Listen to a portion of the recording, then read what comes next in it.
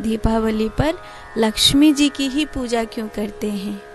क्योंकि ये श्री लक्ष्मी जी के ऐश्वर्य रूप में प्राकट्य का दिवस है, इसलिए हम विशेष रूप से लक्ष्मी जी की पूजा करते हैं। विद्या के रूप में भगवती शारदा के प्राकट्य का स्वरूप है। काली चौदस नरकासुर को मारने के रूप में विशेष रूप से शक्ति स्वरूपा भगवती पार्वती जी के जो शक्ति संपन्ना स्वरूप है, जो उन्होंने नरकासुर का अंत किया था काली के रूप में, इसीलिए से काली चौदस बोलते हैं।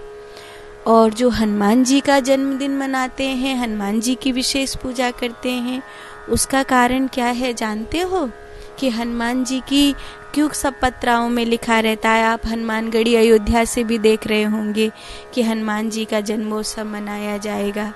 ऐसा क्यों है? क्योंकि हनुमान जी का जन्मोत्सव प्राकट्योत्सव तो चैत्र पूर्णिमा को मनाया जाता है, चैत्र शुद्धि पूर्णिमा को हनुमान जी का प्राकट्योत्सव है। लेकिन फिर दीपावली पर क्यों?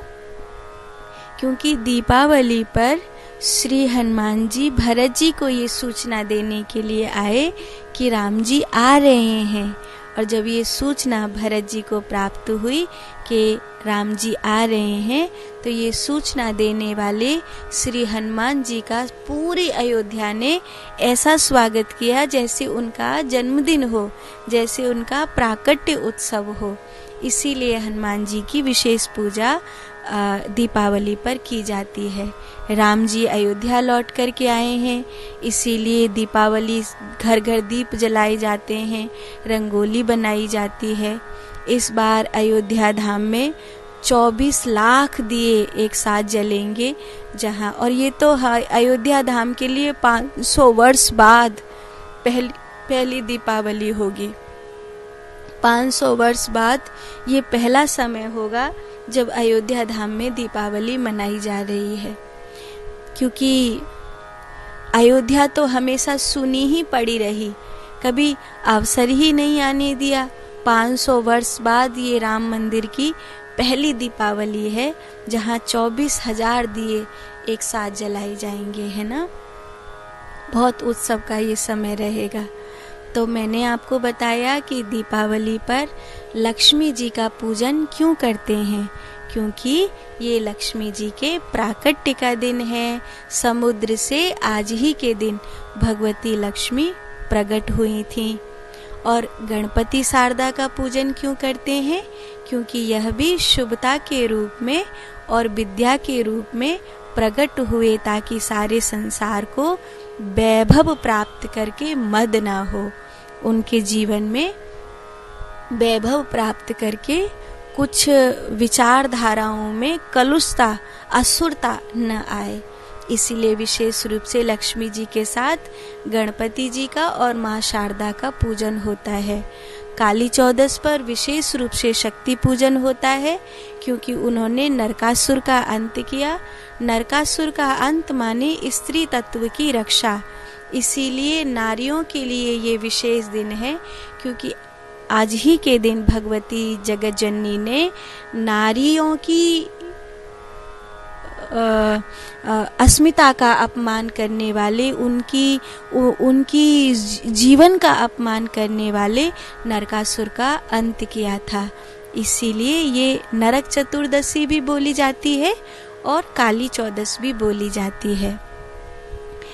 तो आपको पता चल गया कि लक्ष्मी जी का पूजन क्यों करते हैं, दिए क्यों जलाते हैं, रंगोली क्यों बारते हैं, क्यों खुशियाँ मनाते हैं, लक्ष्मी जी का पूजन क्यों करते हैं। अच्छा, एक और बात, विशेष रूप से दीपावली पर गौ माता का पूजन होता है।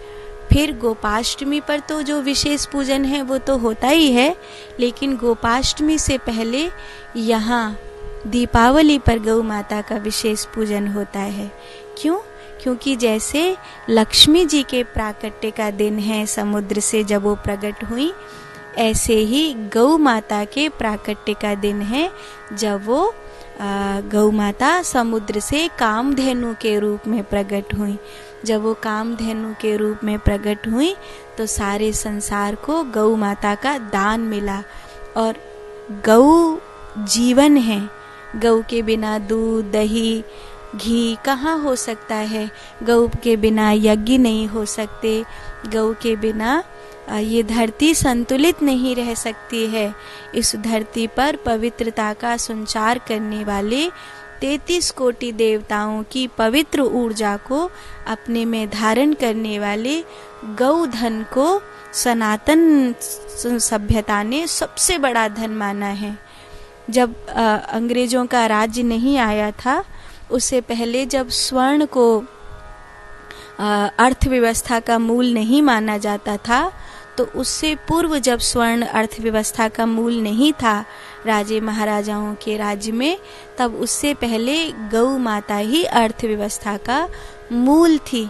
गौ माता के जिसके पास जितनी गौ माता होती थी, जिस जगह पर जितनी ज़्यादा गौ माता होती थी, वो उतना ही धनाढ्य क्षेत्र कहलाता था।